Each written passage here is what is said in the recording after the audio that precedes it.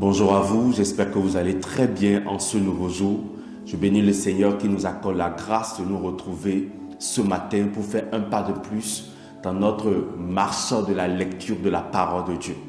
Aujourd'hui, nous verrons un chapitre nouveau. Mais avant, faisons cette courte prière. Seigneur, nous te disons merci. Merci pour ta grâce renouvelée, merci pour ton amour renouvelé. Merci pour tes bienfaits renouvelés ce matin. Seigneur, nous sommes attablés devant ta parole. Enseigne-nous, instruis-nous et accorde-nous la révélation de ta parole ce matin au travers de ton Saint-Esprit. Merci Yahweh.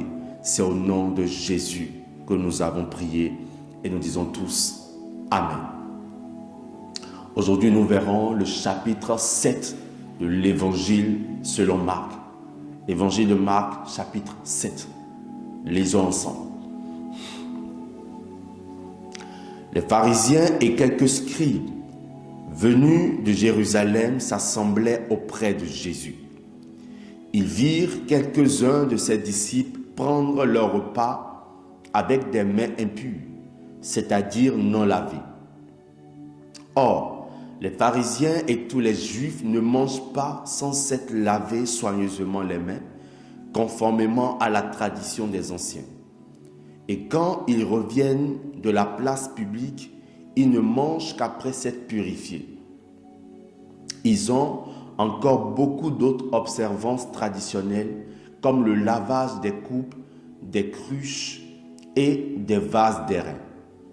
Et les pharisiens et les scribes lui demandèrent: pourquoi tes disciples ne suivent-ils pas la tradition des anciens, mais prennent-ils leur repas avec des mains impures? Jésus leur répondit: hypocrites, Ésaïe a bien prophétisé sur vous, ainsi qu'il est écrit: ce peuple m'honore des lèvres, mais son cœur est éloigné de moi. C'est en vain qu'il m'honore, en donnant des préceptes qui sont des commandements d'hommes. Vous abandonnez le commandement de Dieu et vous observez la tradition des hommes. Il leur dit encore: vous anéantissez fort bien le commandement de Dieu. Vous gardez votre tradition, car Moïse a dit: honore ton père et ta mère, et celui qui maudira son père ou sa mère sera puni de mort.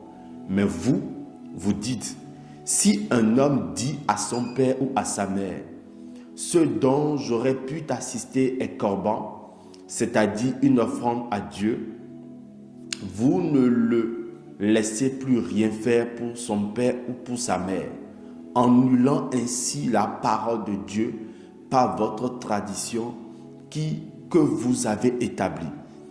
Et vous faites beaucoup d'autres choses semblables. Ensuite, ayant de nouveau appelé la foule à lui, il lui dit: écoutez-moi tous et comprenez. Il n'est hors de l'homme rien qui, entrant en lui, puisse le souiller. Mais ce qui sort de l'homme, c'est ce qui le souille. Si quelqu'un a des oreilles pour entendre, qu'il entende. Lorsqu'il fut entré dans la maison, loin de la foule, ses disciples l'interrogeaient sur cette parabole. Il leur dit: vous aussi, êtes-vous sans intelligence? Ne comprenez-vous pas que rien de ce qui du dehors entre dans l'homme ne peut le souiller? Car cela n'entre pas dans son cœur, mais dans son ventre, puis s'en va dans les lieux secrets qui purifient tous les aliments. Il dit encore: ce qui sort de l'homme, c'est ce qui souille l'homme.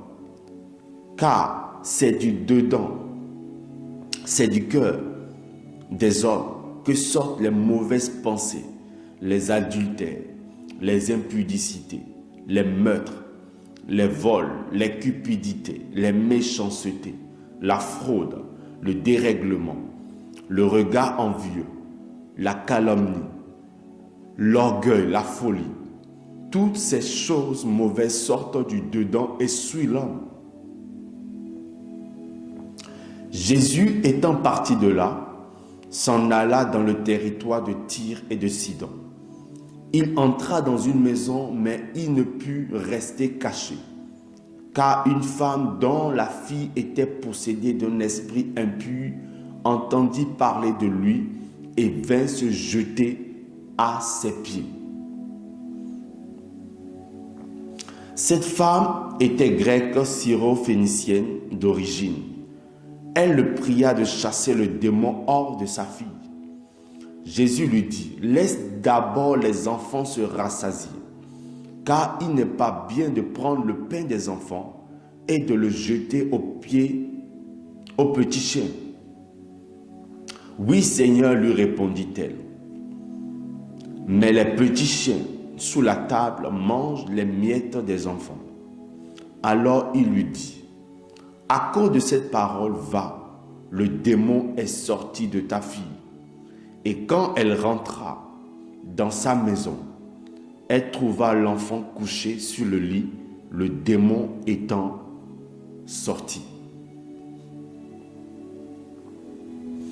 Jésus quitta le territoire de Tyr et revint par Sidon vers la mer de Galilée en traversant le pays de la Décapole.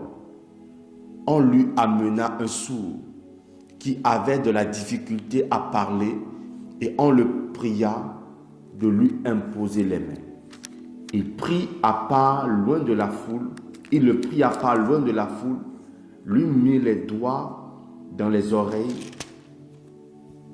et lui toucha la langue avec sa propre salive. Puis, levant les yeux au ciel, il soupira et dit, « Ephrata », c'est-à-dire « Ouvre-toi ». Aussitôt ses oreilles s'ouvrirent, sa langue se délia et il parla très bien. Jésus leur recommanda de n'en parler à personne, mais plus il le leur dit, il le leur recommanda, plus ils le publiaient. Dernier verset, verset 37. Ils étaient dans le plus grand étonnement et disaient, « Il fait tout à merveille, même il fait entendre les sourds et parler les miens. » Que Dieu bénisse sa parole. Merci pour avoir suivi ce temps de la lecture. Laissez-moi en commentaire le verset qui vous a le plus touché. Le mien, c'est le verset 37. Ils étaient dans le plus grand étonnement et disaient, « Il fait tout à merveille. Même il fait entendre les sourds et parler les miens. » Notre Dieu, le Seigneur Jésus, fait toutes choses à merveille. Et ma prière ce matin, c'est que le Seigneur puisse faire des choses merveilleuses dans ta vie en cette journée. Que le Seigneur vous bénisse abondamment. Laissez-moi en commentaire également le verset qui vous a le plus touché. Likez la vidéo et surtout partagez. Merci pour avoir suivi et je vous souhaite tous une très belle journée. Shalom.